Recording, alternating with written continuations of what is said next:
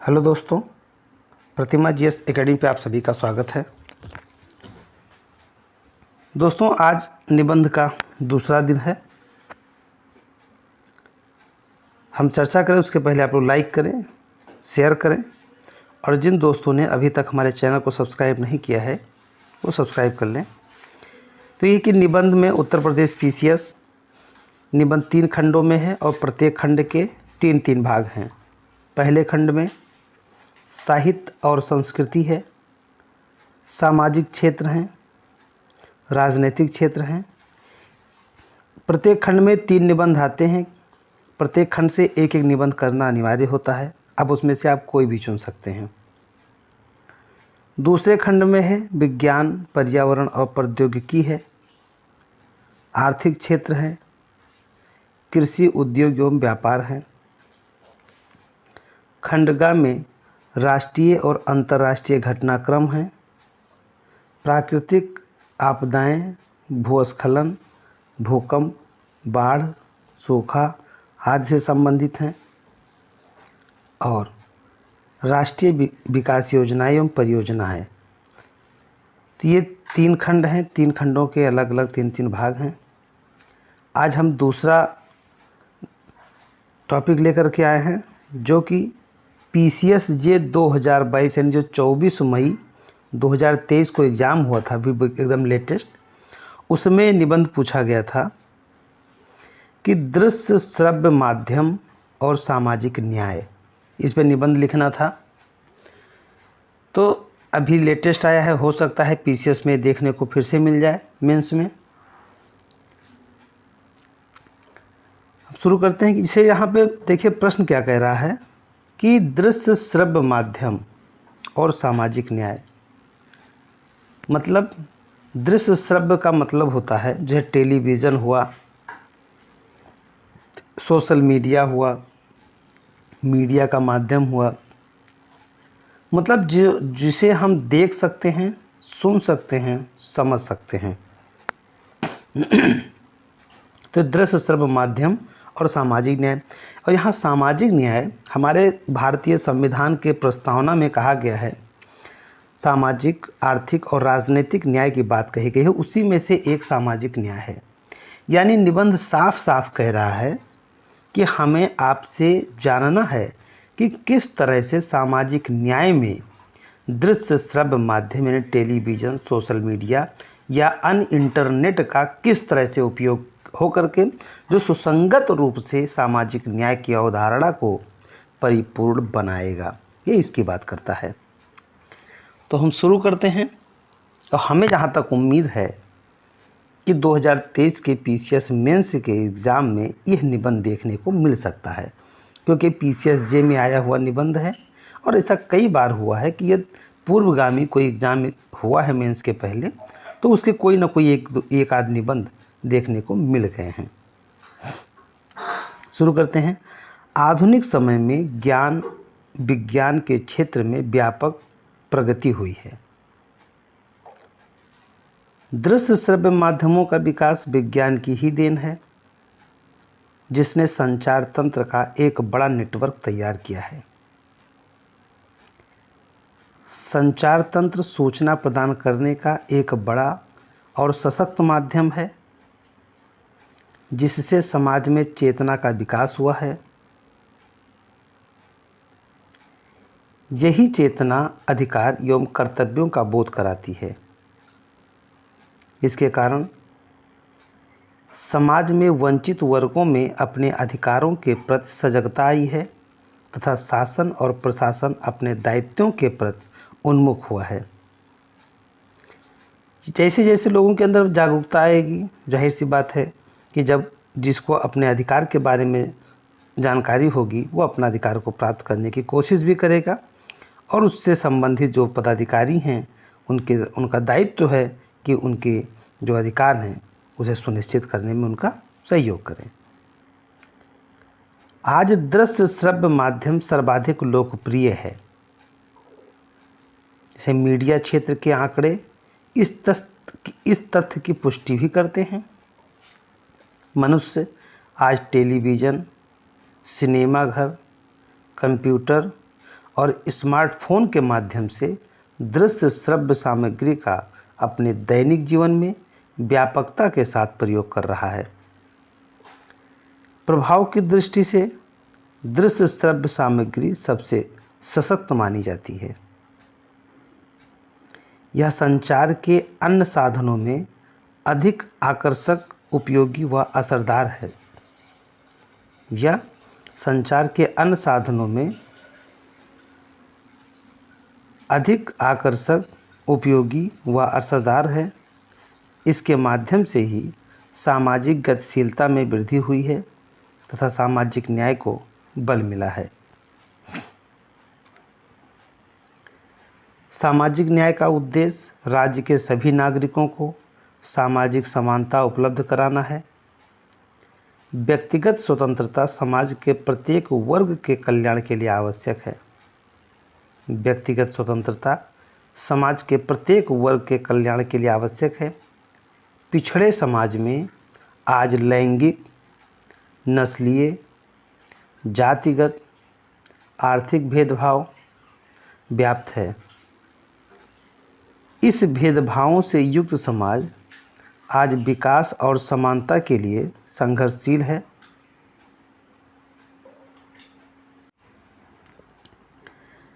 तो पिछड़े समाज में आज लैंगिक, नस्लीय, जातिगत, आर्थिक भेदभाव व्याप्त है और इन भेदभावों से युक्त समाज आज विकास और समानता के लिए संघर्षशील है।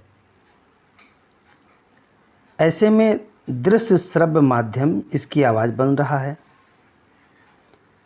साथियों, ध्यान रहे कि जिस चीज़ का अभाव होता है उसका भाव होता है।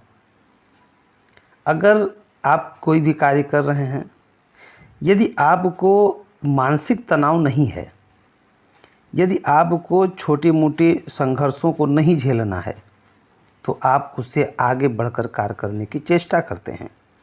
लेकिन यदि आप छोटे छोटे समस्याओं से ग्रसित हैं और उसी में उलझे हुए हैं, तो जाहिर सी बात है कि आपका विकास पतन होगा। जहाँ पर लैंगिक, नस्लीय, जातिगत, आर्थिक भेदभाव ऐसी समस्याएं विद्यमान होंगी, वह समाज किस तरह से आगे बढ़ेगा, बड़ा सोच कैसे कर पाएगा? नहीं कर पाएगा। तो यहाँ पे क्या है कि जब ऐसे भेदभाव से एक जो समाज है, उनके विकास और समानता के लिए इतनी संघर्ष है कि पहले तो वो किसी तरह से अपनी समानता को दर्शा सकें, पहले तो ये सोच सकें कि हम भी मानव हैं, मानव की भांति व्यवहार किया जाए। और जब इस संघर्ष में ये सफल हो पाएंगे, तब जा कर के आगे अपने विकास के रथ को आगे बढ़ाने की चेष्टा करेंगे। और जो समाज ऐसी समस्याओं से ग्रसित नहीं है, जिसे समाज में किसी भी हीन भावना को नहीं देखा है या नहीं देखने की ज़रूरत है, वह समाज अपने विकास की ओर बढ़ता है। तो ऐसे जो संघर्षशील हैं, ऐसे में दृश्य श्रव्य माध्यम इनकी आवाज़ बन रहा है। इसके माध्यम से ही इन समाजों के कल्याण हेतु शासन प्रशासन अधिक गतिशील हुआ है। दृश्य श्रव्य माध्यम ने सामाजिक न्याय के क्षेत्र में जन कल्याण हेतु बेहतर कार्य किया है। दलित उत्थान, श्रमिक कल्याण, दिव्यांगजन सशक्तिकरण, महिला एवं बाल विकास, अनुसूचित जनजातीय कल्याण, इनका कार्य दृश्य श्रव्य माध्यम से ही संभव हो पाया है। इन वर्गों में अपने अधिकारों के प्रति चेतना का उदय मीडिया, टेलीविज़न, इंटरनेट इत्यादि माध्यम से हो पाया है।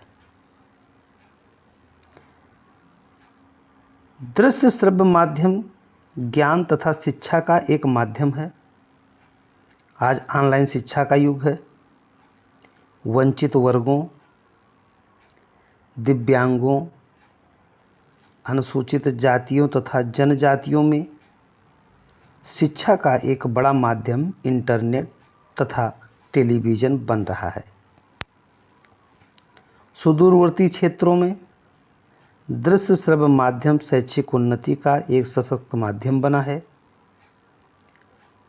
दूरदर्शन पर विभिन्न प्रकार के शैक्षणिक चैनल संचालित हो रहे हैं जो वंचित तथा हाशिए पर पड़े लोगों का ज्ञानवर्धन के शैक्षणिक उत्थान का माध्यम बन रहे हैं। भारत में 15 सितंबर 1959 को टेलीविज़न की शुरुआत हुई थी और ये घटना दृश्य श्रव्य माध्यम के संचार का प्रारंभ माना जाता है या माना जा सकता है। फिल्म, धारावाहिक तथा समाचार का प्रसारण इनके माध्यम से होने लगा। इनके कारण लोगों में चेतना का विकास हुआ।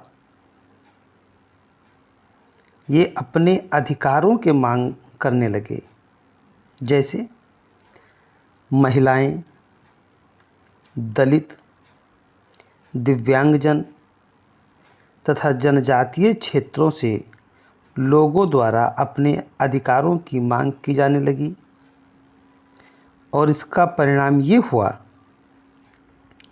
कि आज अनुसूचित जाति आयोग है, अनुसूचित जनजाति आयोग है, अन्य पिछड़ा वर्ग आयोग है, राष्ट्रीय महिला आयोग है, पेशा कानून है इत्यादि सरकार द्वारा इन वर्गों के उत्थान के लिए बनाए गए हैं।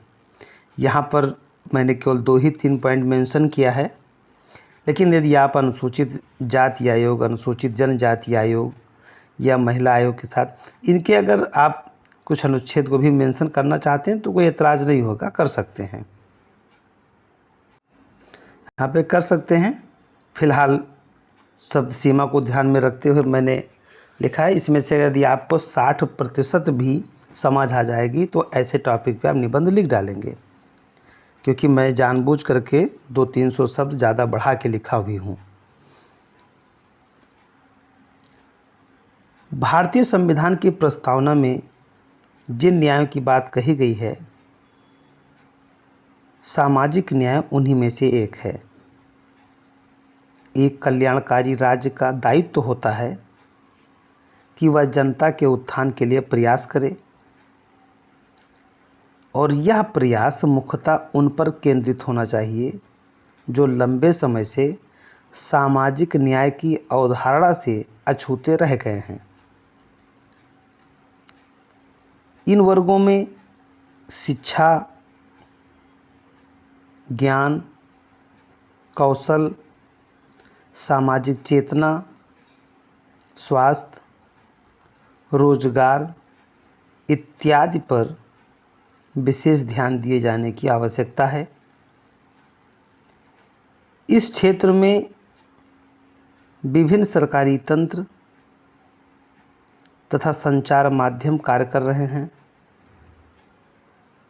जैसे संसद टीवी, दूरदर्शन, सरकार के वेबसाइट तथा अन्य इंटरनेट पर पड़े वीडियो वंचित वर्गों का ज्ञानवर्धन कर सरकार के सामाजिक न्याय की सर्वसुलभता के उद्देश्यों को पूरा कर रहे हैं। सिनेमा तथा फिल्में दृश्य श्रव्य का एक सशक्त माध्यम है, जिसमें सामाजिक सशक्तिकरण के क्षेत्र में व्यापक रूप से कार्य किया है। कुछ फिल्में हैं जैसे 2 बीघा ज़मीन, पाथेर पंचाली, पिंक, कहानी, पा, लंच बॉक्स, तारे ज़मीन पर इत्यादि ऐसी फिल्में रही हैं जिसमें लोगों के सामाजिक चेतना का विकास किया है। 1970-80 के दशक में आई फिल्में जिनमें शापित, अत्याचार, कन्यादान, धर्म कन्या इत्यादि में वंचित वर्गों की दुर्दशा का चित्रण किया गया है। इसके माध्यम से ही समाज तथा सरकार का ध्यान सामाजिक न्याय की आवश्यकता पर केंद्रित कराने का भी प्रयास किया गया है। साथियों, ध्यान रहे कि जो फिल्में हैं, कुछ फिल्में ऐसी बनी जिसमें अपने अधिकारों की मांगने की चेष्टा यानी कि चेतना पैदा हुई और इच्छा शक्ति बढ़ा कि हम भी अपने अधिकार मांग सकते हैं। और कुछ फिल्में ऐसी बनी जिसमें दिखाया गया कि वंचित वर्गों के साथ कितना अत्याचार होता है, कितना अन्याय होता है, और इसके लिए सामाजिक न्याय की आवश्यकता को केंद्रित किया गया। तो इसलिए दृश्य श्रव्य के माध्यम से हमारे समाज के साथ जो समस्याएं हैं उसे उजागर करने का प्रयास किया गया और साथ ही साथ उसके समाधान का भी कार्य करने का दायित्व सरकार ने विचार करते हुए आगे कार्य किया है। दृश्य श्रव्य माध्यम ने सामाजिक न्याय के क्षेत्र में बेहतर कार्य किया है, परंतु वर्तमान में इस क्षेत्र में कई समस्याएं भी सामने आ रही हैं। जैसे दृश्य श्रव्य माध्यम की पर्याप्त सुलभता का न होना,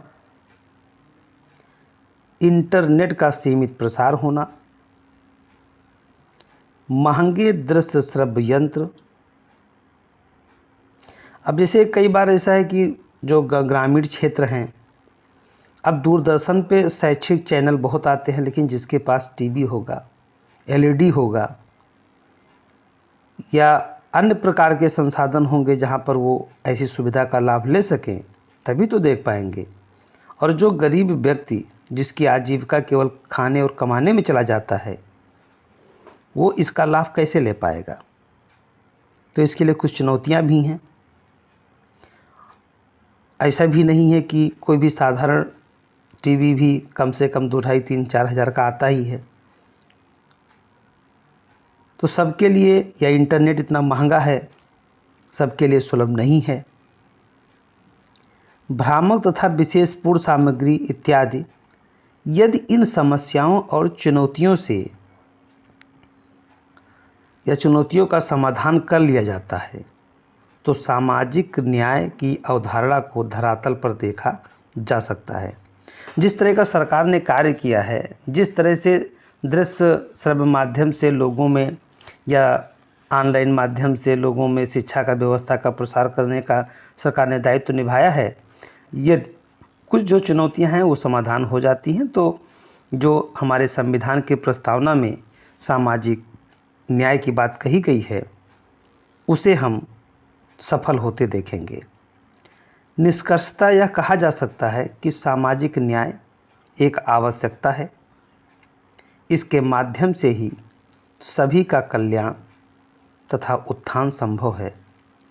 यदि समाज को जड़ता से बाहर निकलना है तो सामाजिक न्याय की सर्वसुलभता जरूरी है। सामाजिक न्याय की दिशा में वर्तमान दृश्य श्रव्य माध्यम ने सामाजिक चेतना ज्ञानवर्धन का कार्य किया है।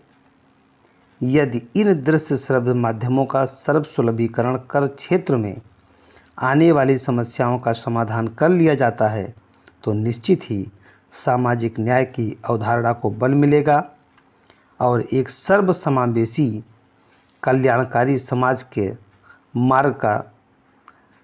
के निर्माण का मार्ग प्रशस्त होगा। धन्यवाद। जय हिंद, जय भारत।